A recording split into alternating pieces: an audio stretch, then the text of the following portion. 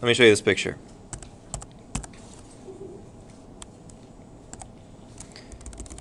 I'm not really one to just read things on the screen. You can read that later. But I do want to tell you about some things.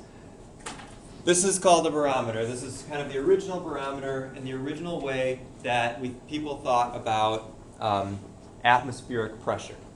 When you think about the pressure that the atmosphere exerts on the Earth, maybe that's something you've thought about, probably something you've heard about. But if you think about it, before that sort of thing was known, that's sort of a weird concept, that the air is actually made up of a bunch of mass that is pushing down on everything. It's not immediately obvious that that's the case, right, when you walk around in the air. But when you see something like this, it shows that. So what's going on here is you have kind of a bowl filled with mercury. And then you put a tube in it that has gradations, right? And what happens is the mercury flows up the tube. Now, why is that? Well, it's because the atmosphere is pushing down on the mercury in the container and forcing it up the tube to a certain level. And as you change pressure, that level goes down. So as you go to lower pressure, I mean, you can't really because you're at sea level, or lower pressure, you go above sea level, that thing goes down. If you were to get high pressure, like under the sea level, then that would go up because there would be more force on the outside. So that's where this measurement of pressure comes in that is called millimeters of mercury. All right, so let's look at units. Have you guys heard of millimeters of mercury unit before? Anybody seen that before? Okay, so that's where that comes from. The distance that the air pressure at sea level pushes this mercury up this tube is 760 millimeters. And we can, even though they're not exactly the same thing, we can interchangeably use millimeters of mercury and torr. The other measurement of pressure, which is the force over an area, is an atmosphere, which is atmospheric pressure. So 1 ATM is 1 atmosphere. And then there are some other units that you might see also. Pascals is the newtons per square meter. So that's like the official kind of metric unit. And then you've got inches of mercury, which is just like millimeters of mercury, but converted to inches. So how high the mercury goes up, but in inches. And then you have pounds per square inch, or PSI, which is a common English unit that you might see with things like tire pressure and that kind of thing. So these are the conversion factors here. And you actually need to know a couple of these. You need to know this. Okay. These other numbers will be given if you need them. But you need to know that 760 torr, or 760 millimeters of mercury, is 1 atmosphere. So that's atmospheric pressure. All right, so let's do a little conversion. This goes back to chapter 1, but with some new units. If a pressure of a gas is measured as 49 torr, what is the pressure in atmospheres and pascals? So before you write anything down, before you start that, let's look at it and estimate it so we know what our number should come out to about. So knowing that atmospheric pressure is 760 torr, what do you think this pressure is going to be in atmospheres, approximately? Less than 1. It's going to be a pretty small number, right? Fairly close to 0 because 760 is 1 atmosphere. What about in pascals? What do you think it's going to be in pascals before you actually calculate it? Or what kind of range should it be in? 60. Yeah, something low, right? Not less than 100, or not less than 1,000, but something around some thousands, right? Some 10,000s. Okay. So now let's do the calculation. How do you set this up? Let's do the first one to atmospheres. So we go 49 torr, right? Times, what's our factor that we're going to use here? Right, so 1 atmosphere is 760 torr. And that gives us 0.064 atmospheres, which fits with our estimate. And then we can multiply that by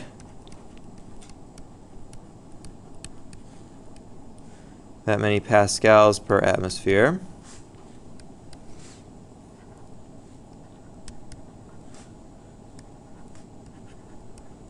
Get about 6,533 pascals. Obviously, these significant figures aren't correct here.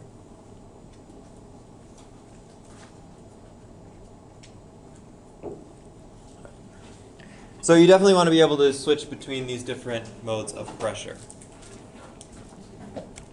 Okay. Let's talk about the gas laws. So who here has heard about gas laws before? Anybody? Some people? Okay. Few people. Well, we're going to go through, there are many gas laws, but there's one that becomes the most important. Anybody know what that is? Or not the most important, but one that kind of is the combination or the culmination of all of it. Anybody know what we call that? Yeah, the ideal gas law, PIV-NERT, or PV, pressure times volume, equals N, number of moles, times the constant R, times the temperature. We'll talk about how to use this in a little bit, but first let's look at some of the relationships that are important on their own before we kind of put this thing all together in an equation. So first, Boyle's law, pressure and volume. If you have a balloon, maybe you've done this, or a bottle of water, and you go in an airplane, you go up in the air, what happens to the bottle of water?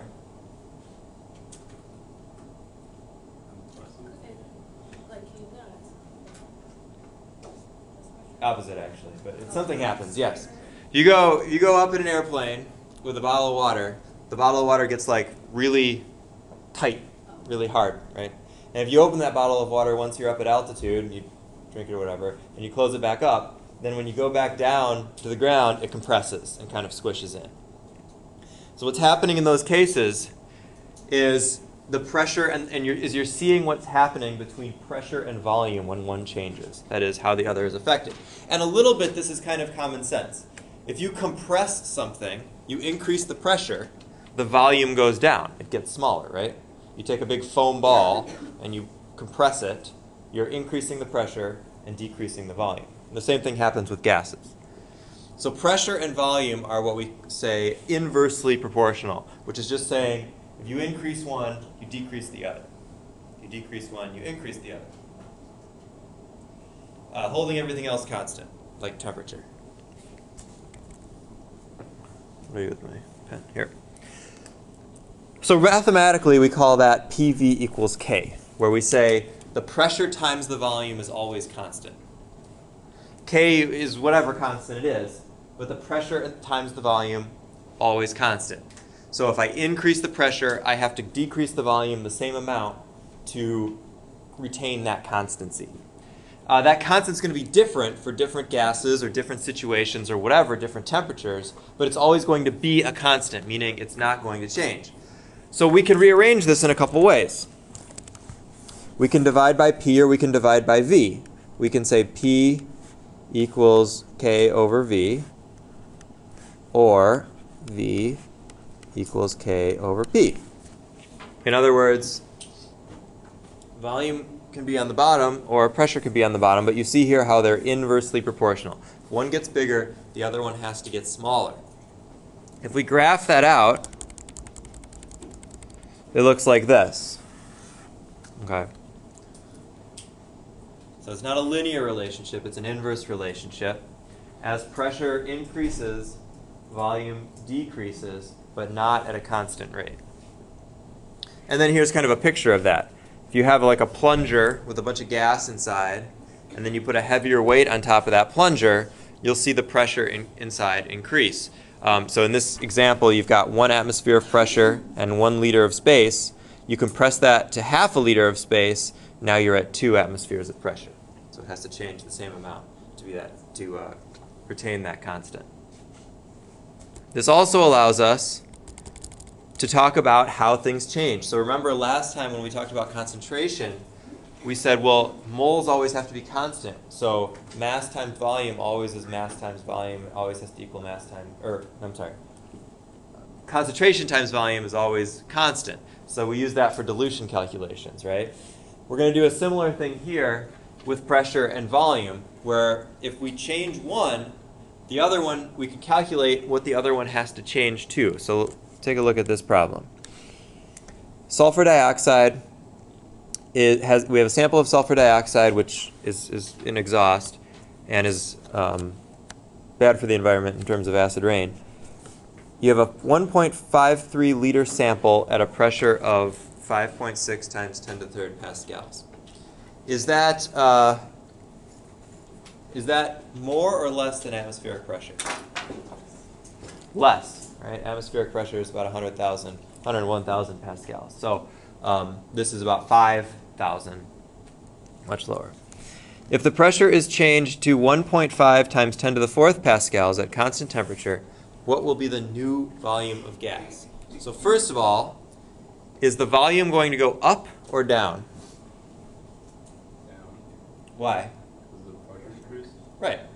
So and these are kind of questions you want to ask yourself when you do these types of problems so that you know if you got something backwards and you flip something around. The pressure increased, so the volume has to go down. So we can set up a proportion. Remember that the pressure divided by the volume, the pressure times the volume always is constant, right? So the first pressure times the first volume has to equal the second pressure times the second volume. The first pressure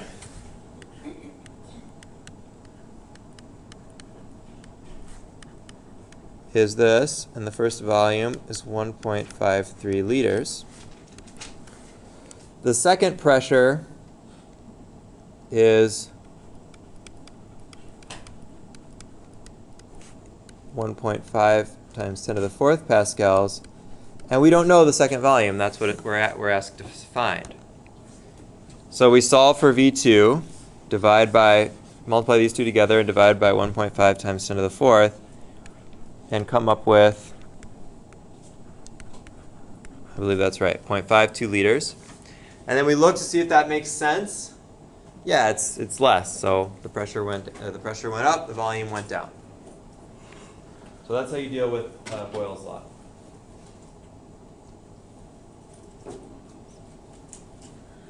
So here's a problem we were talking about the other day.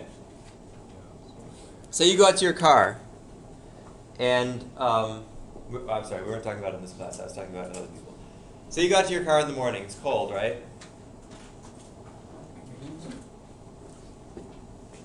You look at your tires. You got a tire that looks low, but you're late, and you don't care that much because they're old tires anyway. So you think, all right, I'm just gonna go.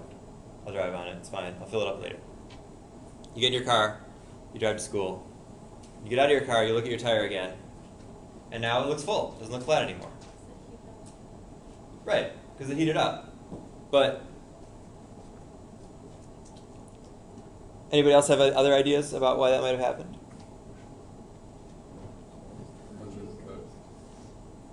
Yeah, so something happened when the temperature changed. But that's good. That's what you're thinking. Most times when I ask a question like that, people say, well, because you were driving, the wheel was spinning so fast that more air got in it and increased the pressure. Or they say something like, well, you drove over like a sticky spot and it patched the hole and then it filled back up. And there's just responses like that frighten me, not because of like science things, but because those people are driving cars and don't really know how they work. Yeah. So without getting into too weird life lecture type things, if you drive a car, you need to know some basic things about how to fix cars and what to don't drive when your tires are low, right? So anyway, this is really an example of Charles' law, which is a relationship between volume and temperature at a constant pressure. Pressure comes into effect a little bit here with this tire thing, but because I said you see it being low and then you see it not looking low, what we're really seeing is volume. If the tire is low, that means it has less volume. If the tire is full, that means it has more volume. So if driving it made it look more full, what does that tell you about the relationship between temperature and volume? Because the temperature increases, The volume, right? Yeah. As the temperature increases, assuming we're at constant pressure, the volume increases. And that is Charles' law. And you'll see that this relationship is, in fact, linear. So what we're saying now, do I have a, yeah, is that as the temperature increases from absolute zero, the volume also increases, assuming the pressure is constant. Now, the actual exact amount depends on the amount of gas inside, and we'll deal with that later. But the relationship is a direct one. The volume of gas is directly proportional to the temperature. And we probably want to define our terms a little more specifically here. Directly proportional is something that's thrown around sometimes in the news and that sort of thing, but it has a very specific mathematical meaning. Directly proportional means that as one thing increases, another thing increases at a linear rate. So as much as one thing increases, as much as the independent variable increases, the dependent variable also increases. That's what directly proportional is. Directly proportional doesn't just mean kind of goes along with, as it's sometimes used in popular media. So that's saying specifically that we can represent this as an equation where volume depends on temperature times some constant. So the B in this case is a constant just like the K before. And another way we can write this is to say that volume over temperature is always constant.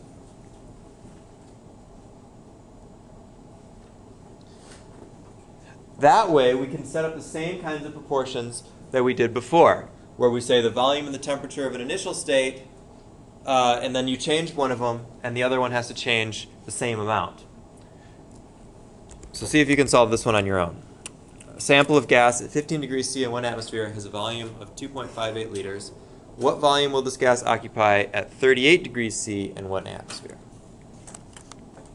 So let's go through it. So you set up something like this, right? V1 over T1 equals V2 over T2. And you plug these numbers in. Now, some of you know I'm making a mistake here with how I'm setting this up. But we haven't really talked about it. Anybody know what the mistake is? Why is that not set up correctly? It's not in Kelvin. It's not in Kelvin. Why is that important? Because it says so. Because it says so? Always a good reason? Just do whatever anybody tells you. Don't worry about why. You know, it's a good way to live your life. Yeah, well, maybe.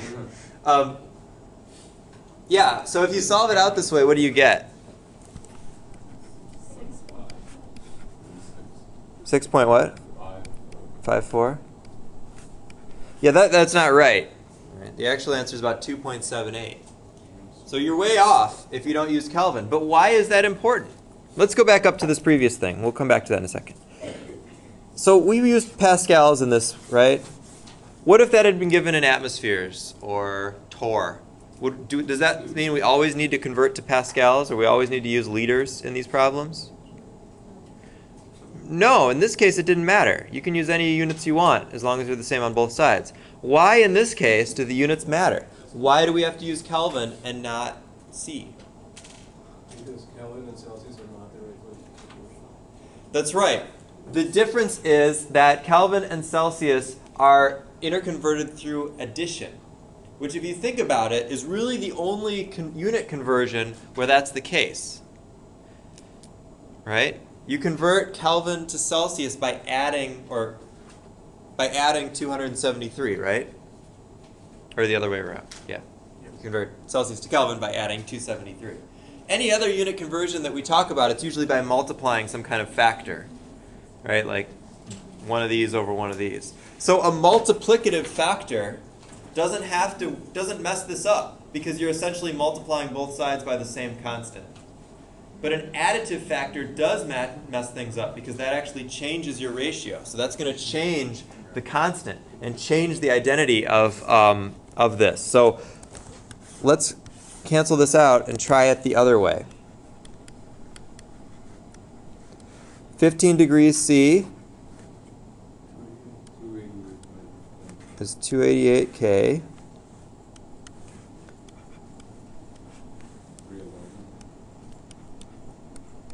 Now look how that changes things.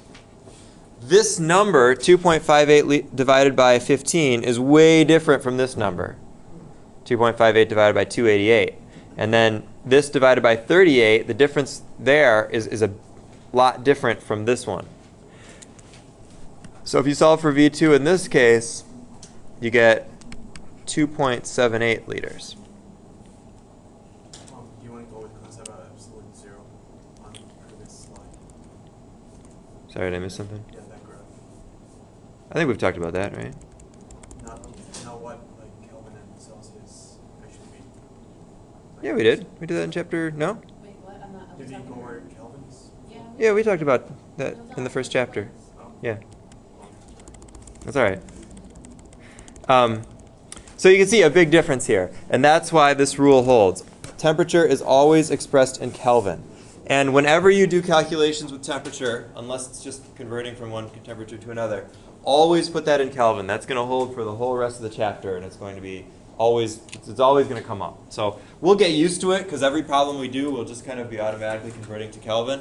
But keep that in mind. Other units just depend on the problem.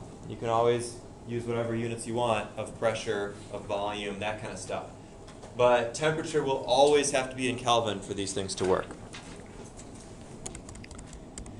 All right, and then the last bit that gets us to the gas law is called Avogadro's law, which relates volume to the number of moles of a gas. So similar to the temperature, the volume is directly proportional to number of moles of gas. Note that it's not the mass of the gas, it's the number of moles of the gas. And we'll talk about that later when we talk about the kinetic molecular theory, but essentially all gases are the same when it comes to these calculations. So a mole of nitrogen is the same as a mole of chlorine. And we'll talk about why that is later. But that's why we deal with moles of gas rather than mass.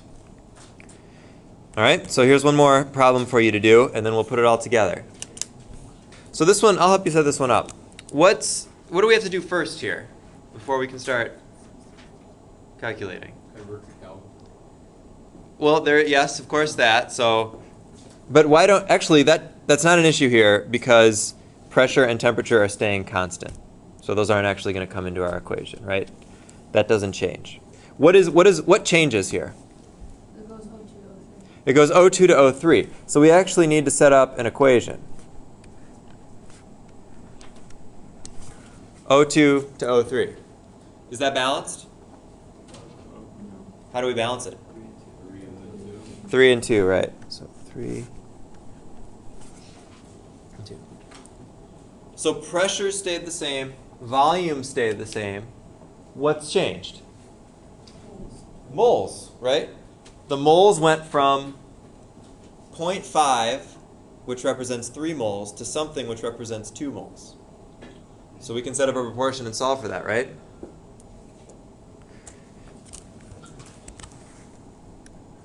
So 3O2 to 2O3 has to equal 0.5 moles of O2 over some moles of O3.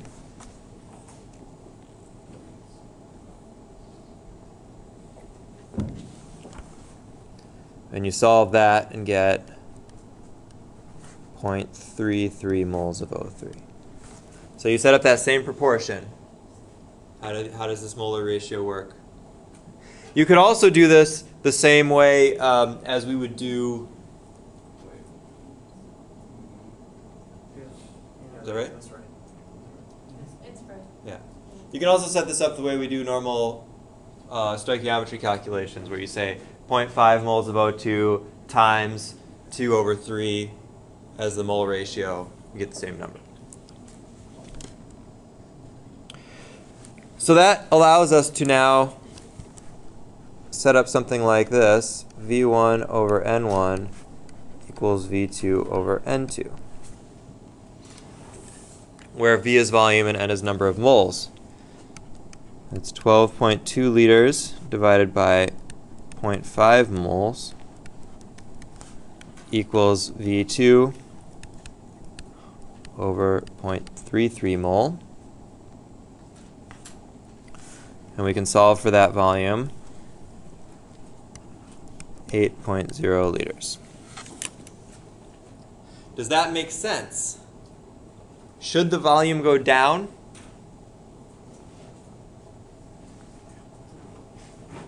I think so, right? The moles went down, the volume should go down, because those are directly proportional. One changes, the other changes the same way. Okay, so now we've talked about three relationships. The relationship of volume and pressure, the relationship of volume and temperature, and the relationship of volume to number of moles. And we can put that all together. So let's put this together like this. We can say that volume equals or depends on these things. K over P, BT, and AN. That's what that's saying, where K, B, and A are constants.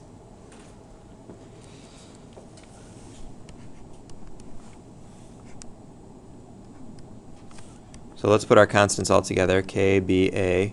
That's just going to be some number, some new constant. And that's going to be times T, N over V. Whoops, over P. You see my algebra there? Just combining variables in a different way. So these three constants come together to form the gas constant called R. And if we multiply both sides by P, we can get PV equals RTN, or as it's usually written, nRT. Same thing, because multiplication is commutative. But we've essentially said that two quantities always have to be equal. The pressure times the volume, and the moles times the temperature, subject to a constant. So the pressure times the volume is directly proportional to the moles times the temperature. Or another way to write this, R, this gas constant, equals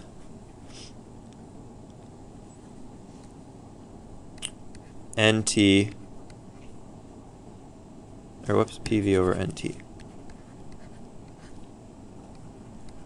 So the pressure times volume divided by the moles times the temperature in Kelvin is always constant. That's always just a number. And this is that number. Now you should know that number.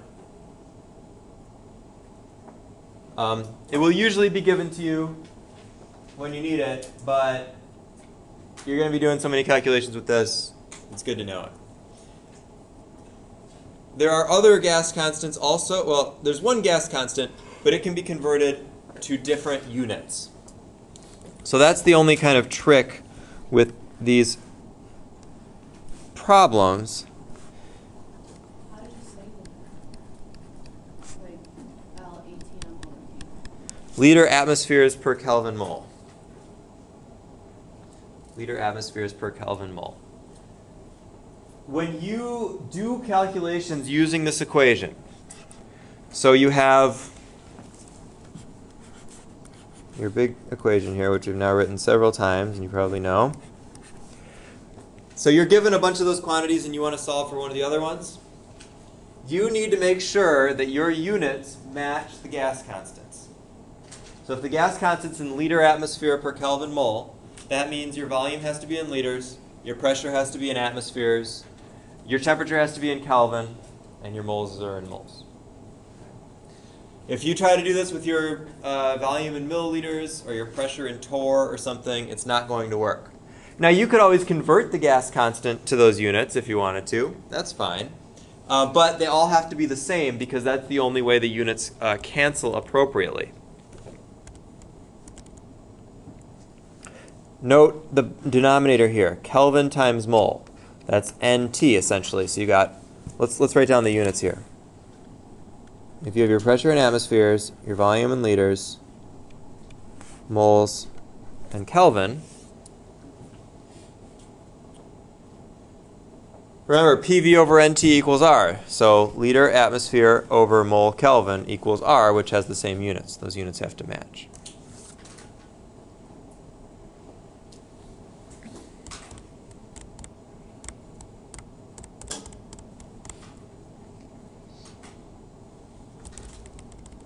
Okay. Now, the reason it's called the ideal gas law is that it's an idealized description of the state of a gas. In other words, a real gas is not going to behave according to this temperature, especially at very high or very low temperatures or very high or very low pressures, or very high pressures, sorry. Essentially, if you have these, like you have a couple of these and you're trying to solve for another one, you're going to get pretty close enough to approximate things. But it's not going to be what would actually happen if you take those measurements.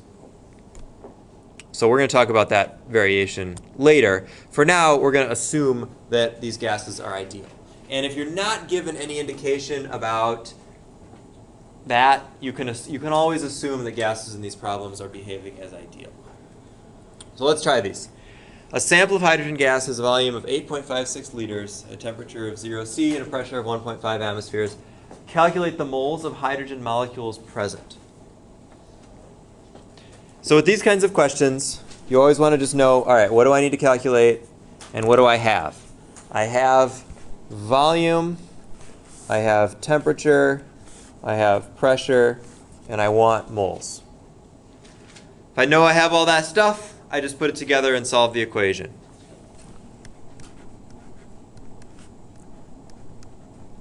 The only thing I have to watch out for is units. So my volume's good, that's in liters. My temperature is in C, so what do we have to do with that? Add 273. And then my pressure is in atmospheres, so that's good too. So we go 1.5 atmospheres times 8.56 liters equals the moles times R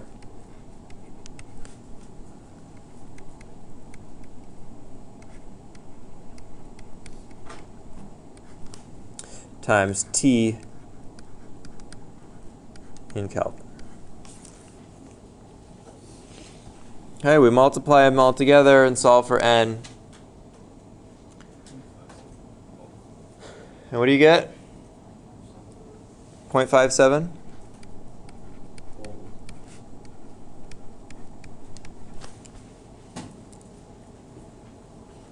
Okay.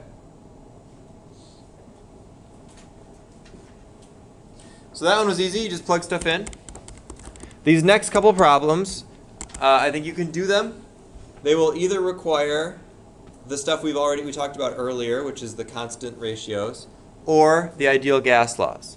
So see if you can either try these on your own or work together for these next 3 problems. Do you have them, by the way, or do you need me to show them? Do you guys have these? Because I can't fit all. Let's just start with these 2, and then we'll go from there. The reason you can combine these together, we'll go back up to that first one, is because of the ideal gas law. So what we're saying here is, a way that we can arrange this is PV over T equals NR. Essentially, pressure times volume over temperature is constant if you don't change the number of moles. So if the moles stay the same, PV over T is always constant. And in this problem, the mole stays the same. You've got a sample of diboron gas, but it stays diboron gas, and you don't get more or less of it. At this pressure, this temperature, and this volume, and then you change the temperature and the pressure, the volume will change, but that also has to be constant altogether because you still have the same number of moles. So you can combine Boyle's law and Charles' law into something like this and solve it through that way. Now there was a good question about the units. We have some units that we don't usually see here. We have torr for pressure and we have C for temperature. What needs to be changed there? Well, we definitely need to change the Celsius to Kelvin, right? Because these calculations always have to be in Kelvin because it's an additive conversion. What about pressure? We've got torr on, we've got both pressures given in torr. Do those need to be changed to atmospheres? No. Why not? Because they're multiplication factors. Yeah, they're multiplication factors. So if you did change them to atmospheres, essentially what you're doing is dividing both sides by 760, right? And so if you're doing it to both sides, those essentially cancel each other out, and you don't really need to have done that. So in these types of equations, as long as there's not a gas constant there in the equation, you don't need to convert your pressure or volume units, but you do still have to make sure the temperature is in Kelvin. All right, so going back up to this one, what did you get? 4.9 liters. Okay. Anybody get something different? Okay, good. I think let's check that, make sure that looks right. 3.8 liters at 5 degrees C, heats to 86 degrees C, so it's going up in temperature, so it should go up in volume. Looks good. Just make sure you convert from your Celsius to Kelvin.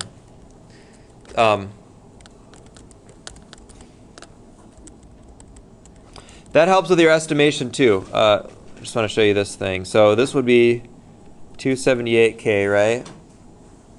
And what's this one? 359K. So if you were estimating this and you say, oh, it's going from 5 degrees C to 86 degrees C, that's like times a bunch, right? 17. Yeah, times 17. So the volume should be 17 times 3.8. So you'd get this huge number, which isn't right. If you look at it in Kelvin, it's only a little bit higher factor-wise. So that more matches the correct answer. Okay, what did you get for this one if you solve for V2 here?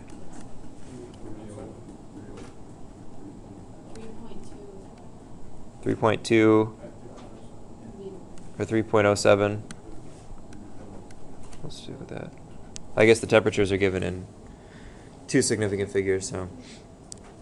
Oh, but they won't be when they're converted to Kelvin. They'll be 3. So the V2 is 3.07 liters. And if you don't believe me about the units thing, try it. You can put those pressures in either torr or you can convert them to atmospheres, and you should still get the same answer, 3.07 liters. Can we go through that problem? Yeah. So we're going to plug things into this type of a arrangement because we know that the pressure times the volume divided by the temperature has to be constant. Our pressure is 345 torr initially, and our volume is 3.48 liters. And the temperature is minus 15 C, which is 258, right? Yeah. Okay. And then the next pressure is 4.68 torr. We don't know that volume. And that temperature is 36 C, which is 309 K. So you multiply everything out, solve for V2, and that's what you get. With this gas law stuff, if your algebra is a little bit rusty, this will help you practice it a little bit. but you do want to do some problems, so you do get to do that practice. But these kinds of rearranging equations, solving for things, that's going to keep coming up in this chapter. Did you write 4.68 or 468? I wrote 4.68, but it should be 468, right? Okay, thanks.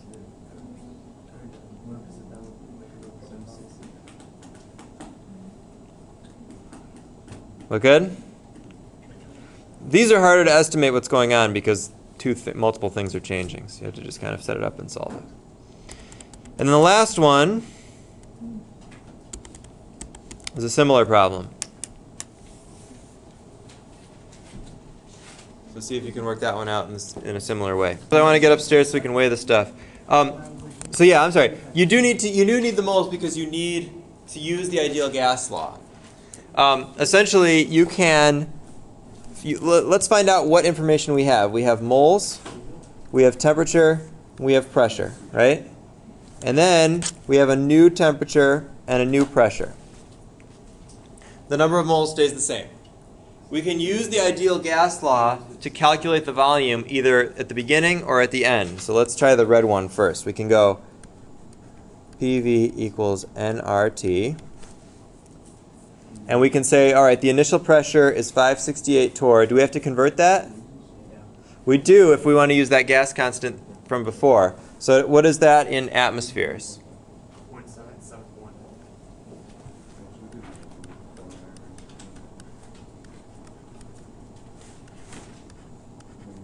That's going to be our first volume.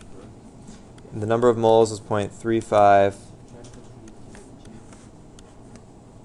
times R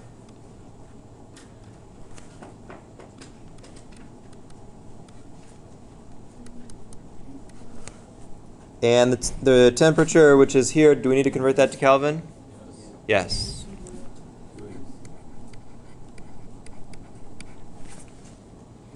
From all of that, we can find that the initial volume about 11 liters, right?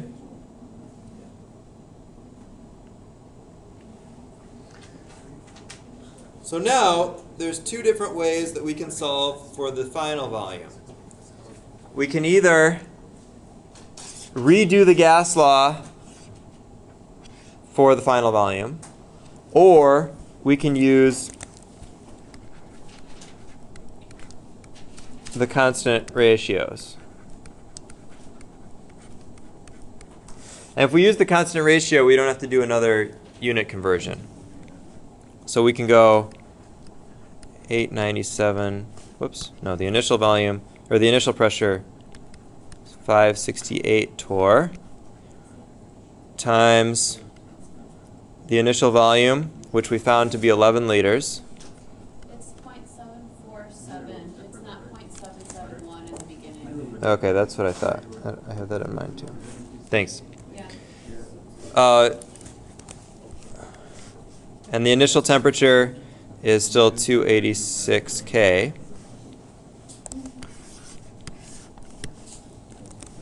And we can set that equal to the final pressure, which is 897,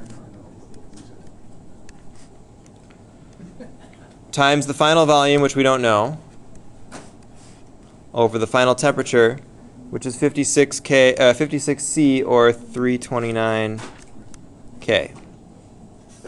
So if we solve for the second volume, we should get 8.0 liters, right?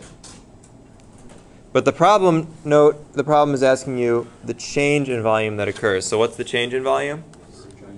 3 liters. You just subtract it. The change in volume, or delta V, is going to be 3.0 liters. When you do problems like this, note that. Especially with something like a multiple choice problem. That's an easy trick for multiple choice problem writers. They say calculate the change in volume that occurs, and then 8 liters is one of the answers. And everybody solves for the second volume and says, oh, 8 liters, and you circle 8 liters. But it doesn't ask for that. It asks for the change in volume, and the change in volume is 3 liters. So make sure you read your problem so you know what they're asking you for. What? I am, yeah. That's an easy trick that I'm sure. He's definitely gonna put on this. I wouldn't say I'm definitely going to do, but I mean, that sort of thing comes up a lot. You ask one thing, and then you give answers for another thing, and people who are very kind of robotic in their problem solving, like, oh, it's this problem, so I do this and this and solve for this, and you don't actually read the problem and actually think about what they're asking, you can easily trick them into the wrong answer. So, okay, I'm going to stop there. We'll get into stoichiometry on Wednesday after the quiz. Let's head upstairs now to the lab and weigh our stuff, and then once you've weighed your stuff, head back into the you can head into the discussion room.